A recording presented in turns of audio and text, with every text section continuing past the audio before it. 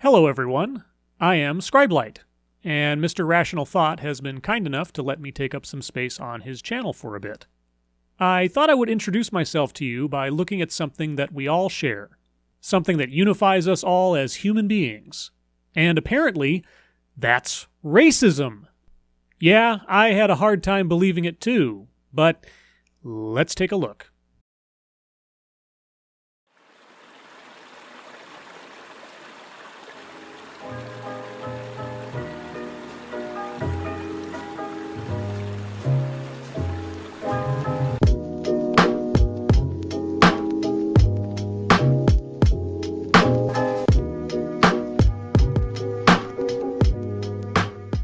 Alright, so in my experience, racist is one of the most triggering words for white people. Well, that's a pretty broad, racist stereotype. I mean, don't forget the word Pepe!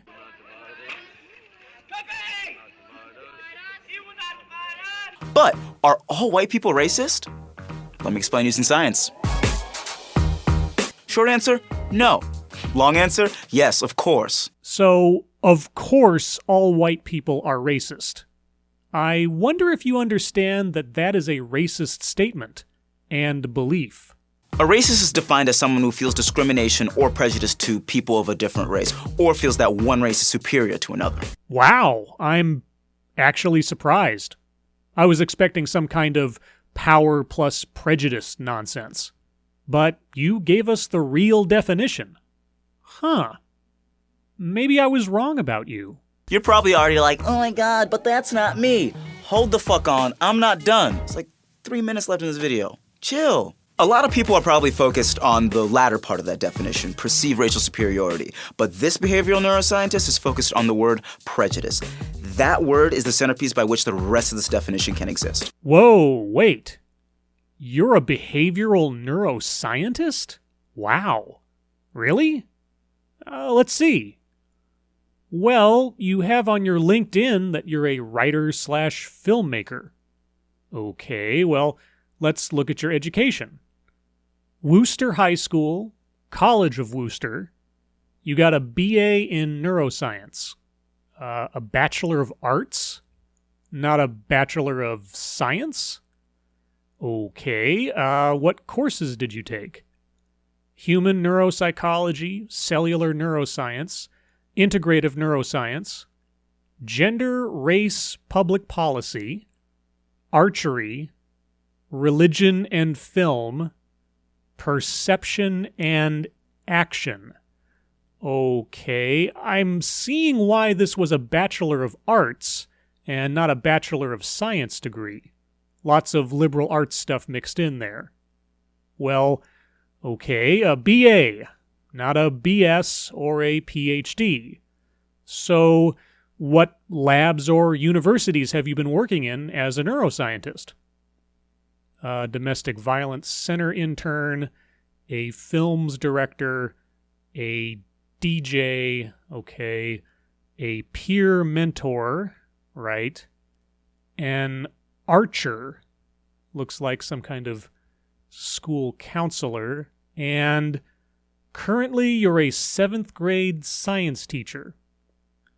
I don't know.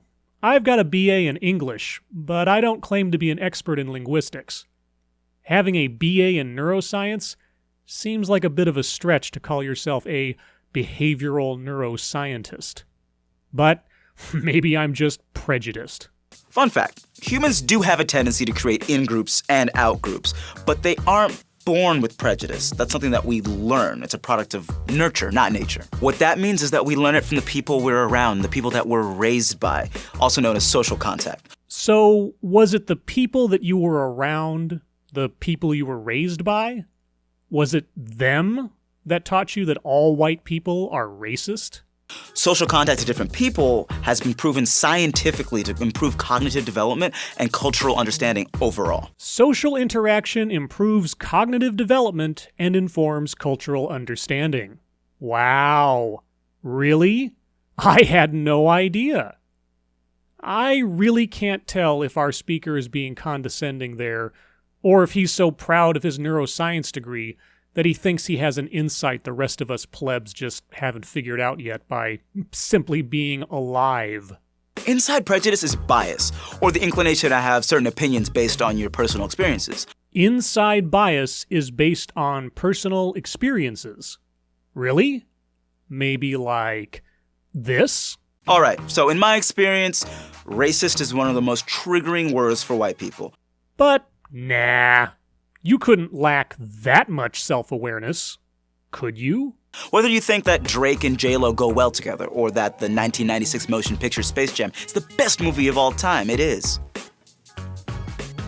If you're gonna at me, come bat me.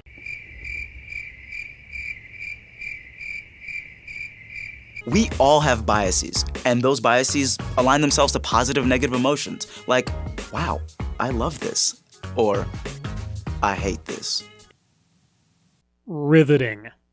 Did you gain those emoting skills in one of your filmmaking classes?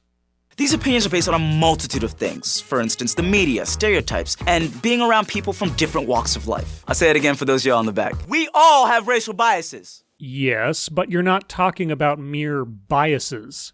You're talking about racism.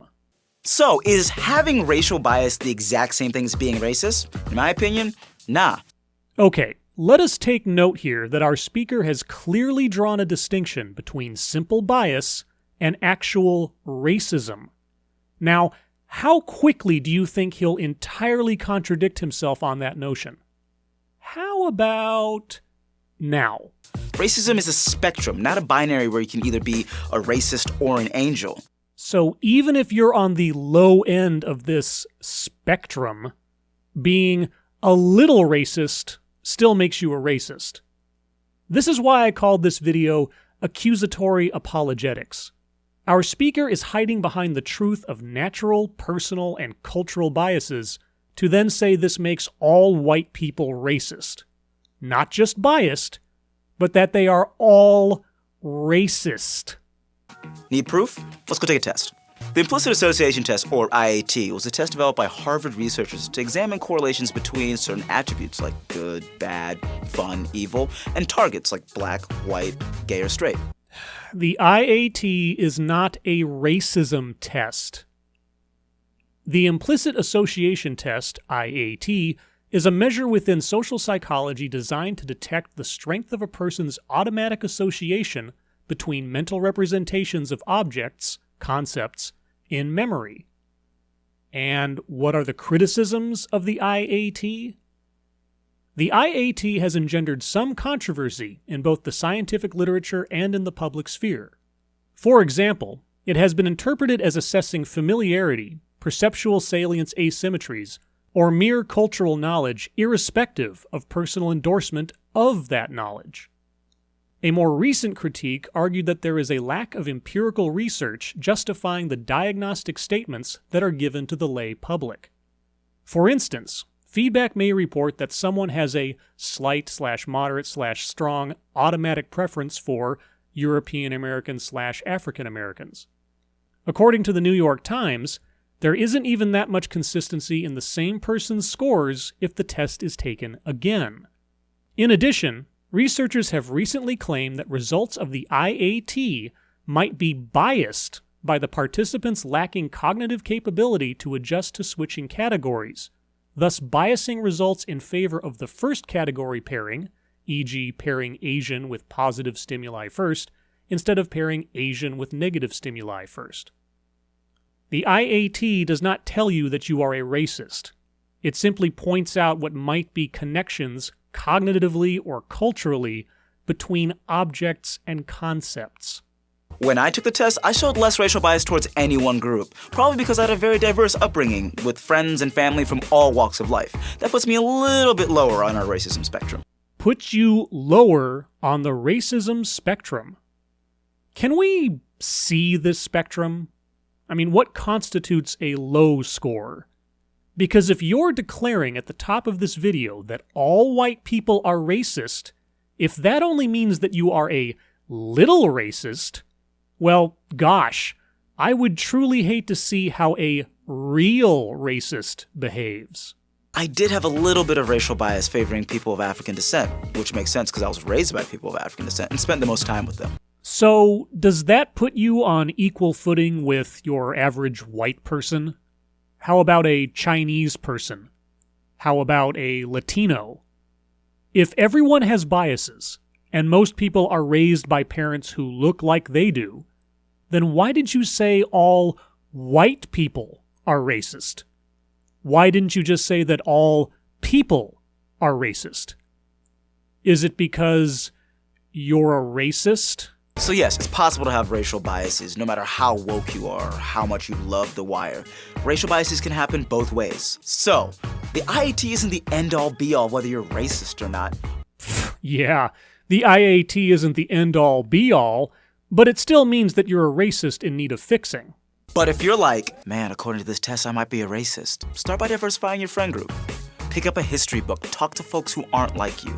It's never too late to unlearn prejudice, but you have to acknowledge that it exists first, fam. Okay, let me see if I get this. Everyone has racial biases, even our speaker. We really don't have a choice in the matter, as we develop cognitively based on who raises us, who we socialize with, and what culture we end up inhabiting. And biases, remember, are not the same as racism. But if you take a test to measure whether or not you have biases, which we all already know we have, that doesn't make you a racist, but it does make you a racist. So to cleanse yourself of your sin, what you need to do is intentionally associate yourself with other people, not on the basis of who they are, but on what they look like. This intentional diversity is thus a completely sincere effort at making yourself a better person. So remember, kids, the cure for being racially biased is to socially discriminate by race. And never forget... Are all white people racist? Short answer, no. Long answer, yes, of course. Thanks again to Mr. Rational Thought for having me on his channel, and, as always, thank you for watching.